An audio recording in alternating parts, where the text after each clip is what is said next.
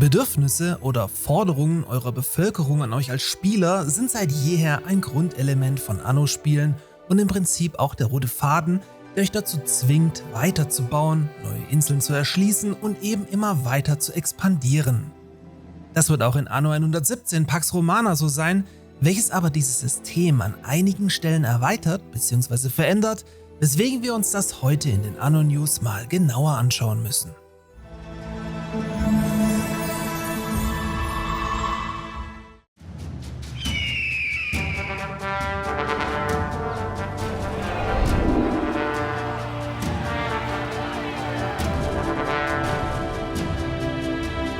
In Renaissance Kingdom Wars befehligt ihr als Anführer einer Söldnerkompanie diverse Schlachten in Europa, Afrika und im Nahen Osten zum Ende des Mittelalters.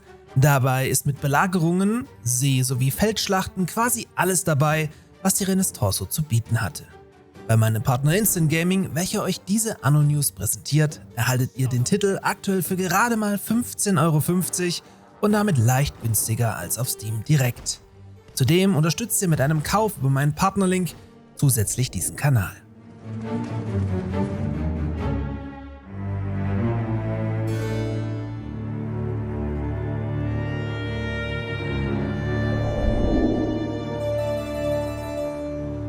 Zurück aber zu den Bedürfnissen eurer römischen Inselbewohner in Anno 117 Pax Romana.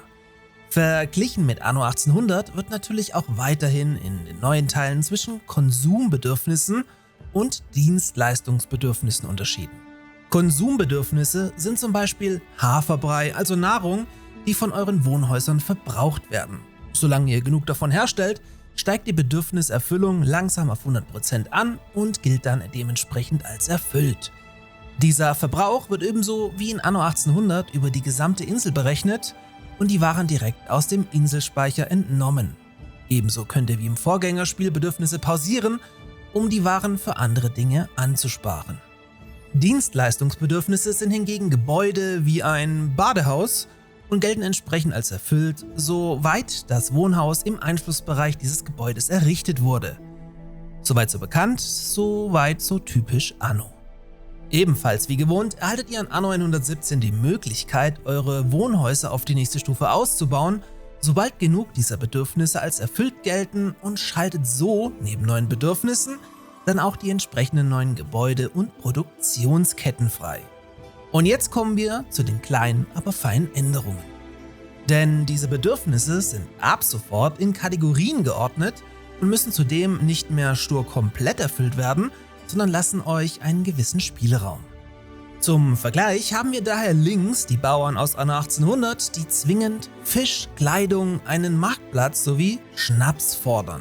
Hingegen fordern die Liberti aus Anno 117 rechts jeweils ein Bedürfnis aus den Kategorien Nahrung, Mode und öffentlichen Dienstleistungen. Ihr könnt also das Wohnhaus der Liberti bereits auf die nächste Stufe für die Bevölkerungsstufe der Plebejer bringen, indem ihr nur einen Punkt der jeweiligen Kategorie erfüllt habt. Allerdings benötigen die Plebejer dann direkt 3 von 4 möglichen Nahrungsarten als erfüllt, weswegen der Aufwand für all jene, die nur mit dem Minimum geplant haben, dann dementsprechend höher ist. Um das etwas genauer zu veranschaulichen, schauen wir uns jetzt mal die Liberti mit den Plebejer gegenübergestellt an. Jede Bedürfniskategorie hat ein bestimmtes Versorgungsminimum, der in mehreren Balken aufgeteilt ist. Jedes Bedürfnis einen bestimmten Wert, welcher ebenfalls durch Balken dargestellt wird und in das Minimum der Kategorie einfließt. Und so wird auch sofort ersichtlich, dass die Plebejer ein höheres Versorgungsminimum als die Liberti haben. Dementsprechend behalten die aufgestiegenen Bevölkerungsstufen die Bedürfnisse aller vorherigen Stufen bei. Ursprüngliche Waren und öffentliche Gebäude aus dem früheren Spiel bleiben also weiterhin wichtig und ihr könnt selbst entscheiden, ob ihr entweder auf mehrere Waren der niedrigeren Stufe setzt oder weniger Waren der höheren Stufe anbietet. Natürlich könnt ihr eure Wohnhäuser aber auch mit mehr als dem Erforderlichen versorgen und werdet dafür dann sogar belohnt, da diese Konsumgüter zusätzlich Attribute aufweisen. Wenn ihr zum Beispiel eure Bewohner mit Sardinen versorgt, erhaltet ihr +1 Einkommen und +1 Bevölkerung pro Wohnhaus, während die Versorgung mit Haferbrei euch +2 Bevölkerung für dieses bestimmte Wohnhaus einbringt. Garum, ein Bedürfnis der zweiten Bevölkerungsstufe in Latium, gibt euch +2 Einkommen und +1 Zufriedenheit für dieses Wohnhaus, um nur ein weiteres Beispiel zu nennen.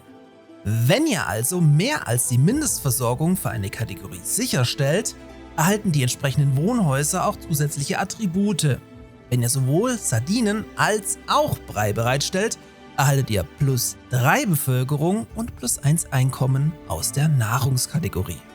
Dem Dev-Team hinter Anno 117 war es wichtig, mehr Wahlmöglichkeiten und vor allem mehr Flexibilität in den sonst immer gleichen Anno-Kreislauf zu bringen. So sollen Spieler selbst entscheiden können, welchen Grad sie an Komplexität am Ende gehen wollen, damit sowohl Veteranen als auch Neulinge Spaß an Anno haben können. So soll es dann später im Spiel durch eine glückliche Kombination von Fruchtbarkeiten auf eurer Startinsel wohlgemerkt möglich sein, weitere Bevölkerungsstufen ohne zusätzliches Expandieren zu erreichen, wenn ihr das denn wollt. Das wirkt sich auch auf die beiden Provinzen Latium und Albion aus. Denn durch das neue System wird es möglich sein, in einer Provinz zu bleiben und trotzdem die höchste Bevölkerungsstufe zu erreichen, indem man sich ausschließlich auf die Versorgung mit Bedürfnissen, die man vor Ort produzieren kann, konzentriert. Höhere Bevölkerungsstufen bedeuten mehr Bedürfnisse und mehr Auswahlmöglichkeiten, wie man hier am Beispiel zwischen Liberti und Plebejern gut sehen kann. Erfahrene Spieler sollen also belohnt werden, indem sie mehr tun, als zwingend notwendig ist, indem sie mehr Attributboni erhalten und damit immer größere Städte und, Achtung, jetzt kommt's, auch größeres und schlagkräftigeres Militär unterhalten können. Richtig komplex soll es dann werden, wenn ihr in Albion sowohl den römischen als auch den lokalen Weg einschlagt und dann alles wirtschaftlich gemeinsam unter einen Hut bekommt.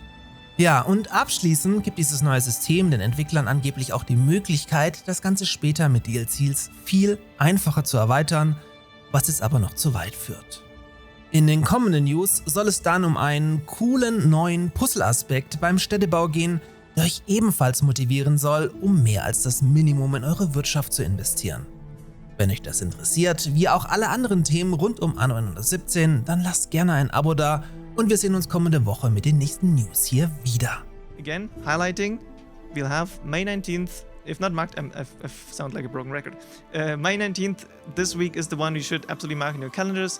We make sure that you won't miss it, of course, but this is the big gameplay reveal week.